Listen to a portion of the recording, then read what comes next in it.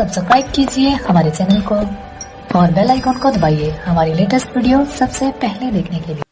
कई बार तो मैं कहता हूँ कि हमारे पूर्वजों ने बड़ी बड़ी गलतियां करी है, अब वो हम ढो रहे हैं।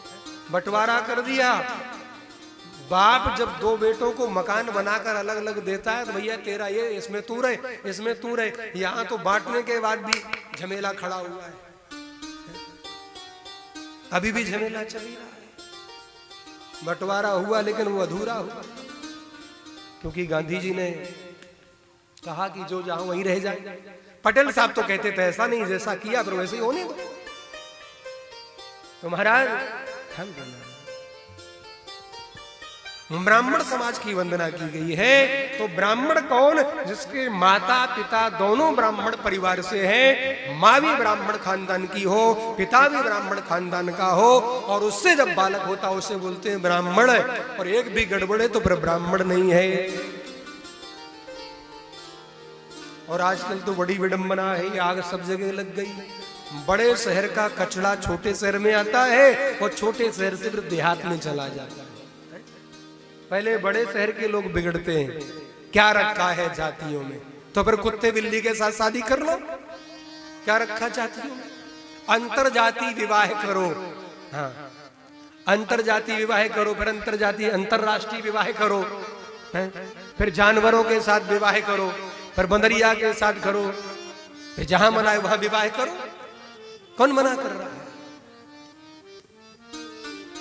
अंतरजातीय विवाह है। अच्छा, सरकार भी प्रोत्साहन दे रही है। यदि सनातन धर्म की रक्षा करनी है किसी भी सरकार को, तो अंतरजातीय विवाह पर रोक लगाओ, तभी सनातन धर्म बचेगा, नहीं तो नहीं बचेगा। रोक लगाइए, चाहे वो कोई भी सरकार हो। मोदी साहब, आप भी यदि सनातन धर्म की रक्षा करना ही चाहते हैं तो एक ऐसा कानून बनाओ कि बिना माता पिता की मर्जी के कोई बेटा बेटी शादी कर ही ना पाए।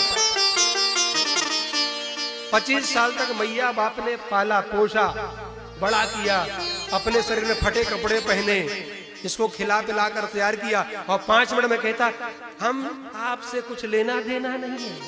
वो 5 मिनट में आई, और वो 5 मिनट में जो आई वो तेरी सगी हो गई, वो तेरा सगा हो गया, और 25 साल वाला तेरा बेकार है। इसलिए ऐसा कानून बनाइए कि बिना माता पिता की मर्जी के कोई भी बेटा और बेटी शादी कर ही ना पाए। अंतरजातीय विवाह पर रोक लगनी चाहिए पूरी तरह से, नहीं तो सनातन धर्म नहीं बचेगा। और सनातन धर्म को मिटाने के लिए विदेशी लोग लगे हुए हैं, किसी ना किसी रूप में लगे हैं। ये उन्हीं की देन है अंतरजातीय विवाह, विदेशियों की देन है अंतरजातीय विवाह है। क्योंकि विदेश में कोई स्त्री नहीं होती है, आज कोई कल कोई परसों कोई, जो देखे इधर डोलता उधर डोलता, चूहे बिल्ली कुत्ते की तरह डोलते। वहां कोई सिद्धांत नहीं है। जैसे जानवरों में, जब जानवर में बालक का जन्म होता है, जब बड़ा हो जाता है तो रिश्ते खत्म हो जाते हैं। जानवर में जब बालक बड़ा हो जाए तो रिश्ते खत्म हो जाते हैं, लेकिन हमारे यहाँ रिश्ते आजीवन रहते हैं, मृत्यु पर्यंत रहते हैं। मेरे फला दादा, मेरे फला बाबा, मेरे फला बाबा के बाबा, ये सब रिश्ते रहते हैं। ये कहाँ? ये केवल हमारे सनातन धर्म में रिश्ते हैं और कहीं नहीं है। इसलिए सनातन धर्म सारे विश्व का केंद्र बिंदु है। ये भारत सारे विश्व का केंद्र बिंदु है, और भारत को अध्यात्म देने वाला भी, विदेशों को अध्यात्म देने वाला भी भारत ही है। इसलिए सनातन धर्म के ऊपर सभी की निगाहें है। इसलिए सारे चाहते, इस्लाम भी चाहता, क्रिश्चियन भी चाहता कि सनातन धर्म खत्म हो जाए। तो भैया अब इस देश के नेताओं को चाहिए कुछ ऐसा कानून बनाओ ताकि इसकी रक्षा हो सके। और सबसे बड़ा कानून है अंतरजातीय विवाह। 2 चीज सुधर जाए, सब सुधर जाए।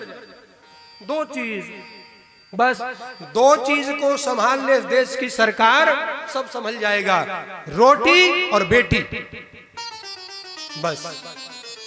हमारे हिंदू भाई जागे और 2 चीज संभाले, रोटी और बेटी। खान पान शुद्ध हो जाए और बेटी सही हो जाए, पूरे धर्म की रक्षा हो जाएगी।